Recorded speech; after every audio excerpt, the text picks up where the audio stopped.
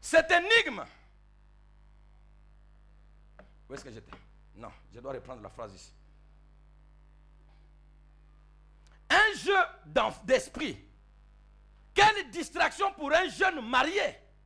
Cette énigme a dominé, notez bien, cette énigme a dominé les débats en présence de la jolie fille mariée. L'énigme prend la vedette à la jolie fille. C'est elle qui devait être sur les lèvres de tout le monde. Mais maintenant, sur les lèvres de tout le monde, c'est l'énigme. Je vais vous proposer l'énigme. Du fort de celui qui mange est sorti ce qui se mange. Mais du fort est sorti les doux. Tout le monde qui était dans la joie, ils sont philistins, ils savent que ce jeune homme est hébreu. En tout cas, tout le monde perd l'essence du mariage. Tout le monde réfléchit. Ça veut dire quoi? Qu'est-ce qu'il voulait dire? Ça veut dire quoi? Qu'est-ce qu'il veut? Personne ne regarde la mariée. Personne ne s'occupe des boissons et tout ça. Tous, ils sont dans l'énigme. Pourquoi c'est difficile comme cela? Et puis, ils se sont même levés avec colère. 3 jours après, rien. 3 jours après, 4 jours après, ils disent, non, toi, la femme, tu dois nous dire, parce que c'est ton mari, tu dois nous dire de quoi il s'agit. Il ne doit pas, nous, lui donner 30 chemises et 30 vêtements de rechange. Non, c'est pour nous dépouiller que vous nous avez invités à ces lieux. Mariage et baby. Samson a baby mariage. Mes amis, moi je me suis demandé, mais c'est quel type de marié? Il y a sur la terre marié et marié.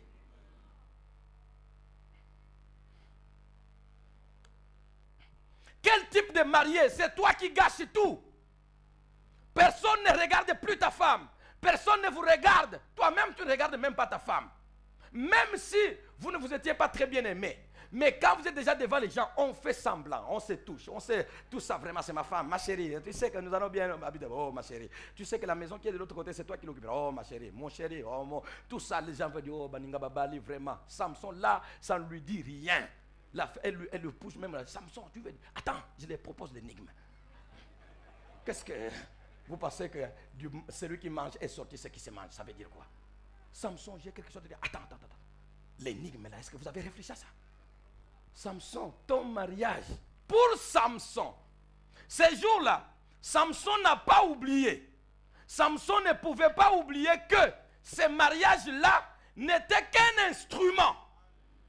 Par conséquent, il ne devait pas avoir plus d'attention que la mission pour laquelle lui existait. Il ne pouvait pas. Il savait que ce n'était qu'un instrument. Ce n'était qu'un moyen. Ce n'était qu'une provision. Ce n'était que quelque chose, un fait de mission que Dieu m'a donné. Ce n'était pas ça. Les jours où Dieu a parlé à mon père et à ma mère et à mon père, les jours qu'il leur a parlé, il leur a parlé de tout ce que je ferai. Il n'a même pas fait allusion au mariage. Je n'existe pas pour me marier d'abord. J'existe pour une cause plus importante que la joie du mariage. Plus importante que la présence de cette femme. Celle-là, je la connais. Dieu me l'a donnée. Ce n'est pas pour que je puisse me réjouir les yeux fermés. Non, je n'existe pas d'abord pour ça. J'existe pour quelque chose de plus important. Alors, ce qu'il y a de plus important, je le trouve dans les Philistins. Mon attention n'est pas cette fille que je vais prendre. Mon attention est sur les Philistins qui dominent mon peuple. Ça fait 65 ans. Je suis pressé. Je suis pressé de les libérer. Je suis pressé de ne pas les voir sous ces jugs-là. Jeunes gens philistines, j'ai une énigme à vous proposer. Mais tu t'es marié aujourd'hui, ce n'est pas mon problème. C'est vous qui prenez le mariage pour le sommet des choses. Moi, j'existe pour quelque chose. Tant que je vis, la tension majeure et principale restera sur ce qui m'a fait exister. Je ne devais pas exister. Mon père était stérile. Ma mère était stérile. Il ne pouvait pas avoir des enfants. Mais moi, si j'existe, je n'existe pas pour me marier. Si j'existe, je n'existe pas pour la joie de ce monde. Si j'existe, je n'existe pas pour cette vie ici de nous marier et de nous réjouir. J'existe d'abord pour que j'accomplisse la mission pour laquelle je suis sorti. Tant que cette mission n'est pas accomplie, je ne me réjouis pas comme tous les mariés se réjouissent. Je vous ai invité. Mangez et buvez, mais moi, j'ai une énigme à vous proposer. Mangez et buvez. Je vous ai invité. C'est votre coutume. On dit que c'est la coutume des jeunes gens, quand ils se marient, ils appellent leurs compagnons. Je vous ai invité. Mangez et buvez. Mais pour moi, c'est d'abord, c'est une énigme à vous proposer. J'ai une énigme à vous proposer. Mon attention, ma raison d'être, c'est cela. Samson ne pouvait pas oublier que ce mariage n'était qu'un instrument. Par conséquent, il ne devait pas avoir, ce mariage ne devait pas avoir plus d'attention que la mission pour laquelle il existait. Ainsi, le récit de la vie de Samson nous montre que d'après Dieu, personne n'est né uniquement pour se marier. Cette histoire nous montre que personne n'est né uniquement pour se marier. Jeune fille remplie de la notion du mariage. Jeunes gens remplis de la notion du mariage. Si je ne me marie pas, de telle sorte que nous aussi, moi aussi j'étais comme vous. Nous aussi on se disait, Jésus va venir bientôt, mais Seigneur ne vient pas encore. Nous étions capables de dire, Seigneur ne vient pas encore. Que je me marie même un jour, et puis tu viens. Nous croyions que le mariage était le sommet de toute l'existence. Nous n'avions rien compris jusque-là. Tout ce que nous faisons, tout ce que nous avons, priorité de la vie, c'est le mariage. Je ne peux pas ne pas me marier. Je dois me marier. Il faut que je me marie. Je suis enfant de Dieu. Je dois me marier. D'accord, c'est biblique. Mais Samson dans son histoire, d'accord avec Dieu, nous montre que d'après le Seigneur, personne ne se marie uniquement. Personne n'est né uniquement pour se marier. Personne n'est né uniquement pour se marier. Car le jour où Dieu était en train de parler à sa maman et à son père, il n'avait jamais mentionné la présence du mariage de Samson. Il n'avait même pas mentionné la présence du miel. Il n'avait même pas mentionné la présence de l'eau que Samson a demandé à Dieu et qui était sortie de la cavité du rocher qui était fondu. Dieu n'a pas fait allusion à ça. Pourquoi? Parce que quand Dieu nous appelle, il ne fait pas allusion aux avantages qu'il nous donne pour soutenir la mission. Lui, il met l'accent sur la mission. Mais les avantages qui accompagnent la mission, Dieu n'en parle pas. Il appelle le jeune Joseph. Il lui montre les grandes choses qu'il doit faire. Mais il ne lui dit pas avec qui il se mariera et comment. Il ne lui dit rien. Le mariage, je vais vous dire une chose. Le mariage est une très très très bonne chose. Je vous assure, si vous êtes marié convenablement avec le Seigneur et qu'il vous fait la grâce de le vivre comme tout mariage, vous avez un petit ciel sur la terre. Et ça, je vous l'ai dit. Un petit ciel sur la terre. Mais je vais vous dire que le mariage n'est pas votre raison d'exister. Le mariage n'est pas notre raison d'être. Le mariage n'est qu'un appui pour notre raison, pour notre mission. Samson a une mission. Et Samson, sa mission, il a besoin des appuis pour l'accomplir convenablement. L'un des appuis, il faut qu'il se marie.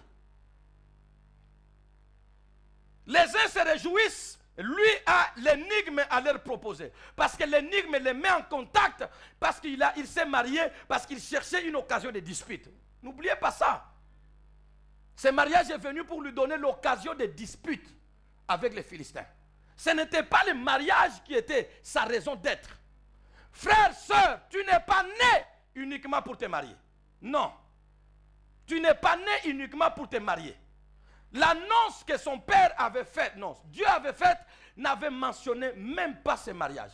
Même pas le miel. Même pas l'eau. Le miracle sorti de l'eau sortie du rocher. Même pas mentionné. Dieu n'a pas le temps d'aller mentionner ça. Dieu sait que ce sont des petites choses. Dès que quelqu'un a reçu la mission, c'est tout à fait normal qu'il reçoive aussi les frais de mission. On ne parle pas des frais de mission, on parle de la mission. Et les frais accompagnent la mission. On ne parle pas. Vous allez voir quelqu'un qui parle de frais de mission, frais de mission. Non, on parle de la mission et les frais de mission vous accompagnent. On parle de la raison d'être et les moyens pour exécuter votre raison d'être vous seront accordés. On ne parle pas d'abord des frais de mission. Si un homme parle de frais de mission plus que de la mission, alors cet homme est malade dans sa tête. Cet homme est déconnecté. Cet homme a une vis, quelque chose qui est dévissé en lui. Parce qu'il ne comprend pas. Il n'y a pas de frais de mission sans mission. La mission est plus importante que les frais de mission. La raison d'être de Samson était plus importante que le mariage mariage qui devait les conduire à accomplir cette mission. Si nous comprenions que nous existons pour quelque chose de plus important, nous ne pourrons pas nous donner à des petites choses qui nous sont données justement pour accomplir notre mission. Et la plupart d'entre nous, c'est aux frais de mission que nous nous attachons, c'est aux frais de mission, c'est les frais de mission que nous demandons à Dieu. Seigneur, moi, mon mariage, mais que je me marie, que je trouve du travail, que je trouve du travail. Seigneur, que je sois en bonne santé, que je sois en bonne santé. Seigneur, donne-moi une voiture, une maison. Seigneur, et le Seigneur peut répondre, si je te donne une bonne voiture et le mariage, tu feras quoi avec? Et tu n'as plus rien à répondre. Et ce que tu as demandé depuis des années ne vient pas. Le mariage que tu demandes ne vient pas. Le travail que tu demandes ne vient pas. Tu veux le créer, tu ne l'as pas. La voiture que tu demandes, Dieu ne la donne pas. Parce que en dehors de la voiture, Dieu ne voit pas, tu en feras quoi? C'est vous qui considérez la voiture comme étant le sommet de votre existence. Personne n'existe pour étudier. Nous ne sommes pas nés pour étudier, mais nous étudions pour être aguerris afin d'atteindre notre mission. Personne n'est né pour étudier. Personne n'est né pour avoir les diplômes. Personne n'est né pour acheter des maisons. Personne n'est né pour faire les comptes en banque et les remplir. Personne n'est né pour se marier. Personne n'est né pour voyager. Personne n'est né pour, je ne sais pas, s'habiller. Personne n'est né pour t'habiller. Si tu es né pour t'habiller, tu es un vaurien. Tu ne vaux pas quelque chose sur la terre. Les habits, c'est un moyen de travail. La voiture, c'est un frais de mission. Le mariage, un frais de mission. Mais la mission, il faut que l'homme qui existe sur la terre, qu'il sache à quoi Dieu l'appelle. Et quand tu sais à quoi Dieu t'a appelé, la mission que tu auras, ou la mission que tu auras à accomplir, attirera les frais de mission. C'est pourquoi vous voyez des hommes et des femmes, dès qu'il est nommé, on lui donne la mission, et puis on nous dit, on lui donne la maison qui est attachée à sa fonction. On te donne la maison, on te donne la voiture, on te donne les chauffeurs, on te donne tout. Dans nos églises, vous avez déjà entendu une requête qui dit, Seigneur, montre-moi la raison d'être sur la terre. Des requêtes comme ça n'existent pas.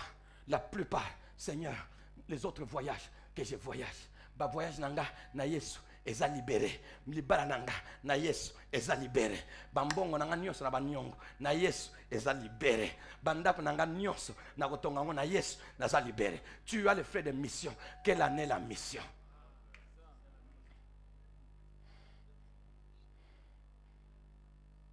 Il a une leçon à nous donner. Il a une leçon à nous donner. Ce jeune homme, quand tu as été mis à part pour quelque chose, ne vous attendez pas que je vous dise, toi ta mission c'est telle, toi ta mission c'est ça. Non, ça je ne peux pas vous dire. Ça ne se dit pas d'un pasteur à un autre, de tel à tel. Non, ça sont des choses qui se disent et c'est inscrit sur votre cœur.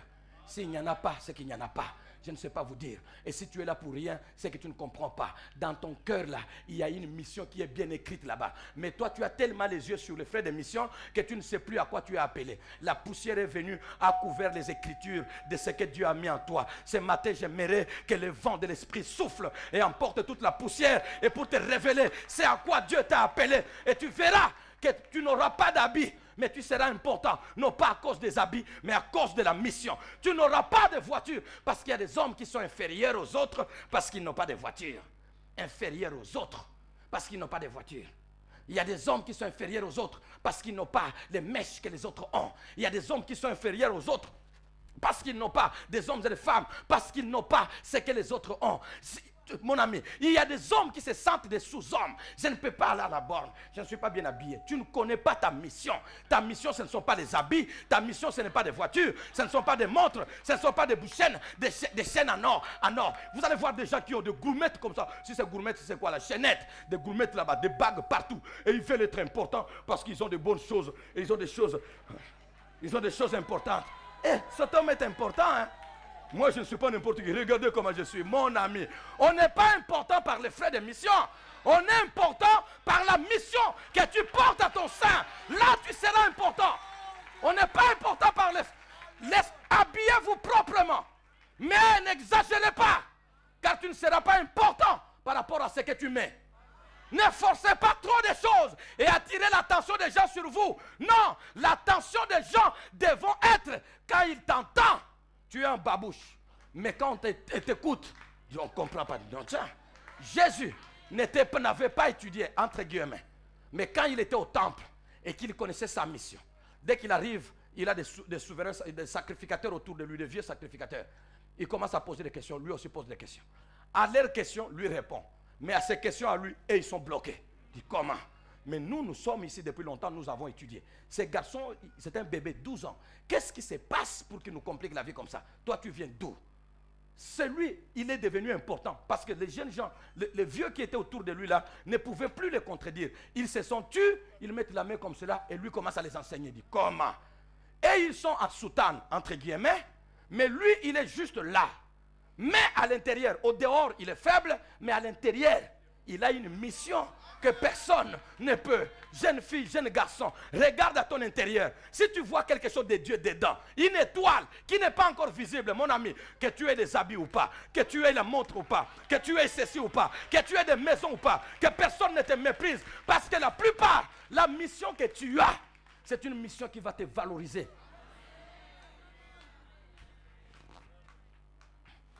Bien-aimé, aujourd'hui, la plupart, nous nous battons pourquoi? Nous nous battons pour avoir les frais de mission. Mais la mission, où est-elle?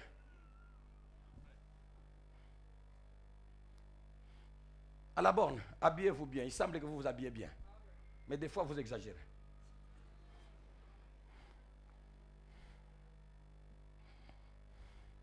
L'habit ne fait pas le moine. C'est moi qui ai dit ça. C'est-à-dire, tu peux ne pas être en habit de moine, mais tu es moine.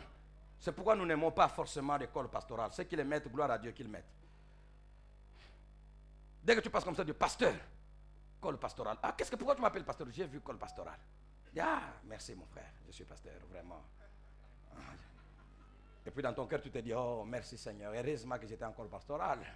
Je serais passé inaperçu ici. Personne ne m'aurait vu. Heureusement, Seigneur, oh, merci pour l'école pastorale. Tu m'as sauvé la vie.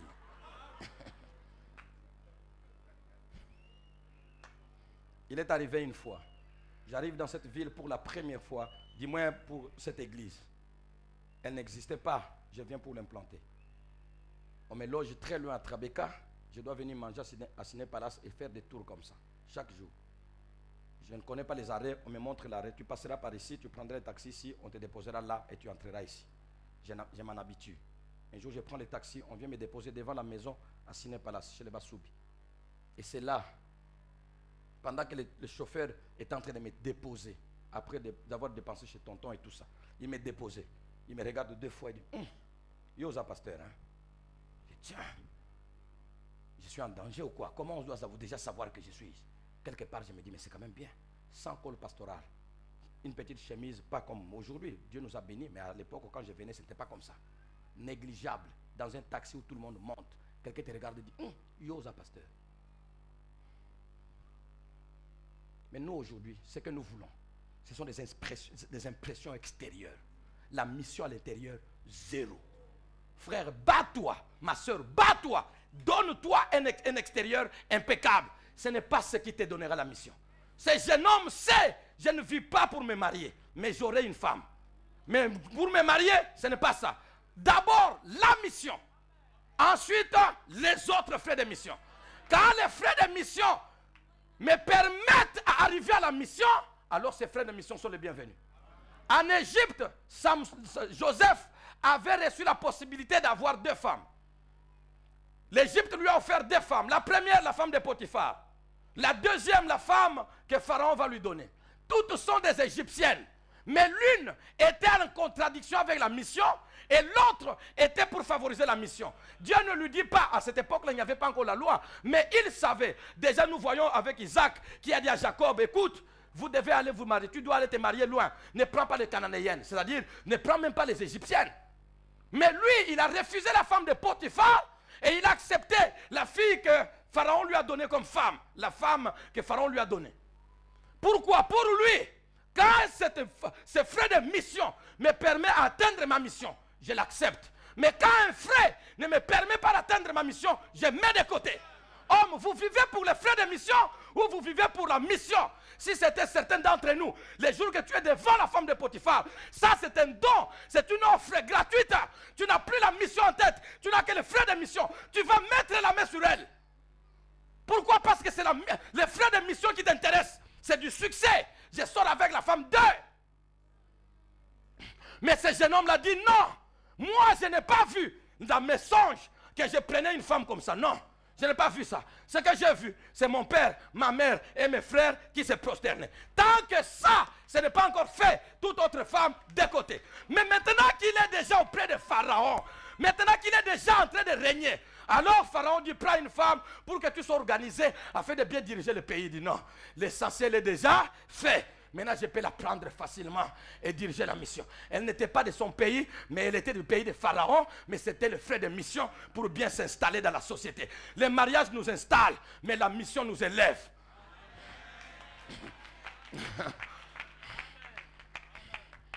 La mission t'élèvera, mais les frais de mission t'installeront.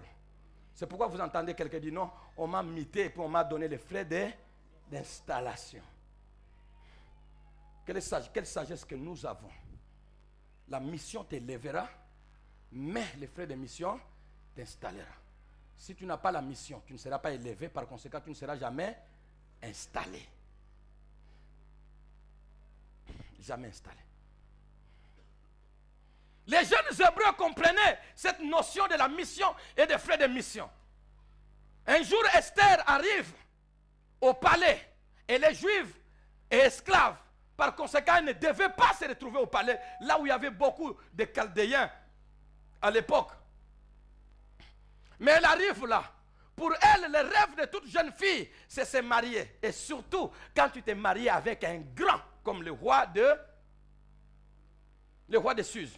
Par conséquent, les jours où le peuple de Dieu est en danger, et elle est là au palais, tout va bien. Alléluia, je suis bien, le Dieu d'Israël m'a béni. Mardochée lui fait envoyer un message. Esther, tu dois intervenir auprès du roi. Qui sait si ce n'est pas pour des temps comme celui-ci que tu es parvenu au trône, c'est-à-dire au palais. C'est-à-dire, Esther, comprends bien que le Seigneur ne t'a pas donné ce mariage-là pour que tu arrives au sommet de ta vision sur la terre. Ta vision sur la terre n'était pas ce mariage. Ta vision sur la terre était d'être une occasion de libération du peuple de Dieu. C'était ça ta mission, il n'y avait pas autre chose. Et pour que tu joues cette mission-là bien, Dieu t'a donné un mariage, par surcroît, un premier mariage. Un mariage le plus important du pays, être au palais. Quelle est ta mission? Si tu t'étais, la mission sera accomplie par quelqu'un d'autre. Mais toi, tu perdras les frais de mission. C'est pourquoi il lui a dit, tu périras. Tu perdras les frais de mission parce que la mission sera accomplie. On donne les frais de mission à celui qui accomplit la mission. Si tu n'accomplis pas ta mission, les frais de mission t'échapperont.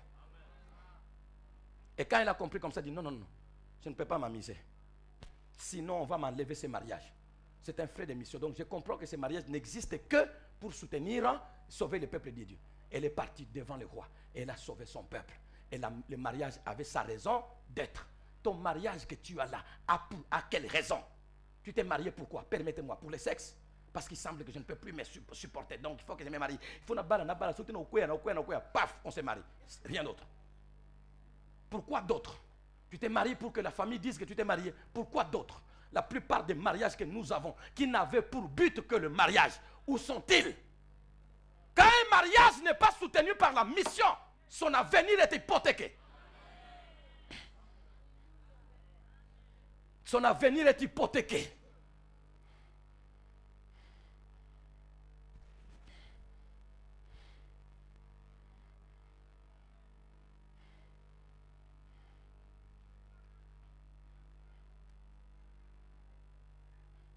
Études, richesses, maison, voiture, voyage, habits et tout ça. C'est tout ce qui retient l'attention dans nos prières, qui retient notre attention dans tout ce que nous faisons, dans nos prières, dans nos demandes. Il n'y a que ça. Personne ne se dit, Seigneur, qu'est-ce qui va se passer quand je recevrai toutes ces choses? Anne a prié des années. Rien. Dieu entend comme s'il n'entendait pas. Tu veux avoir un enfant pour te venger de Pénina? Je ne suis pas un Dieu de vengeance. Elle comprend, non, non, non, non, non, non. Je dois avoir la mission pour que l'enfant que Dieu me donnera soit un frère de mission. Si tu me donnes un enfant, je le consacrerai à l'Éternel. Alors, il restera tout entier consacré à toi. Dieu voit, tu vois maintenant la mission. Anne, tu vois la mission que j'attendais. Maintenant, je vais te donner les frais de mission. Ogobota. L'enfant est venu. Après l'enfant Samuel, il y avait d'autres enfants. Parce que maintenant, elle comprend que Dieu n'exauce que, Dieu ne donne les enfants qu'en fonction de la mission. Nos enfants, quelle mission? On pond le matin, on pond le soir. On pond le matin, on pond le soir. Ma soeur, il n'y a pas longtemps tu étais grosse.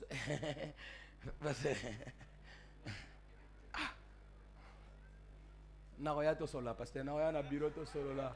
Naole kana bureau to sola na biso pasteur. Moi no wana sa coller ça na to solo. Les sœurs to solo na bango, mais les papas to solo na bango te. Les papas eux, ils pondent dans Zanza, ils pondent au sud, ils pondent ici, ils pondent à Soyo. Dans toute la ville de Matad, il y a même des enfants qui ne connaissent pas.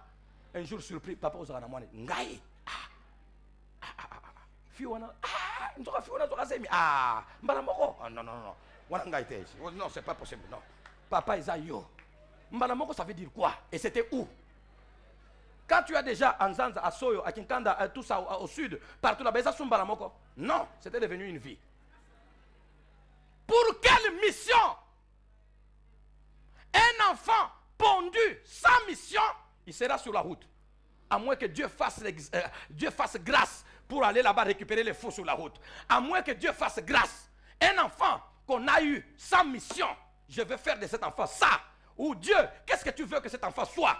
Tu l'as eu par plaisir. Nous avons transformé les frais de mission en plaisir et en notre raison d'être. En plaisir et en notre raison d'être. Et la mission, nous l'avons laissée de côté. Frères, hommes, femmes, frères et sœurs, tant que tu ne sauras pas, tu n'auras pas les yeux sur la mission. Tout ce que Dieu peut te donner et qu'il peut donner aux autres comme frères de mission t'échappera. Il y a des serviteurs de Dieu sans mission. Ils sont pasteurs sans savoir où est-ce qu'ils vont, qu'est-ce qu'ils ont reçu, où est-ce qu'ils vont. Et Dieu va te donner l'argent pour que tu en fasses quoi? Et que tu ailles devant les gens, que tu dises comment tu es habillé. Comment tu as des chaussures qui coûtent très cher. Comment mon bimbano est à 15 000. Nzamba pesoana. Jamais. Tu attendras, tu gêneras. Tu n'en auras pas. Pour Dieu, n'a les frais de mission, n'a les voyages, n'a les voitures, n'a l'argent. Que celui qui a une mission qu'il veut atteindre. Tu as la mission, je te gâterai. Tous ne touchent pas l'occultisme pour réussir. Car il y a un Dieu dans le ciel capable de me donner la mission et de me donner les frais de mission afin que je ne sois pas le porteur de la mission du Seigneur. Être sur la terre est misérable. Non. Le porteur de la mission du Seigneur, le porteur de la bonne nouvelle, misérable, non. Il n'aura pas les yeux dans le veste, mais le veste il en aura. Il n'aura pas des yeux sur les montres, mais les montres il en aura. Il n'aura pas les yeux sur les lunettes. Non. Laissez tomber. Tu n'auras pas les yeux sur les maisons te suivront. Tu n'auras pas besoin sur les mariages pompés te suivront. Tu n'auras pas besoin les yeux sur ceci ou cela, les voitures, mais les voitures te suivront. Pourquoi? Parce que tu auras une mission à exécuter. Alléluia. Je suis arrivé dans une maison, des maisons dans lesquelles nous ne pouvions pas entrer autrefois. Je pars voir un responsable provincial de cette entité-là. Je pars le voir. Dès que j'arrive, on ne me pose même pas la question. J'arrive avec la voiture que vous nous avez achetée là. Le gardien vient là-bas. Le gardien, patron Azali, dans mon cœur, je me suis dit, toi, tu ne sais même pas. Et si c'est le bandit qui est dans la voiture? Tu n'as pas demandé je suis qui. C'est la voiture qui l'a fait trembler. Il y a des endroits où nous ne pouvions pas entrer. Même avec un message puissant. Même avec une doctrine ecclésiastique au point. Tu arrives là-bas, tu dis, mais le Seigneur dit, pour que je te donne l'argent avant. Vous ne comprenez pas, mes amis. Et la mission, et les frais de mission t'ouvriront des portes. On te respectera. Que ton mariage ait la mission. Que ton travail ait la mission. Si ton travail n'a pas de mission, il est à l'insécurité. Si ton travail n'a pas la mission, il est à l'insécurité. Si ton argent que tu as en banque là n'a pas de mission, c'est-à-dire tu ne sais pas pourquoi tu l'as, ça n'atteint aucun objectif de Dieu, cet argent là est à l'insécurité. La mission soutient les frais de mission.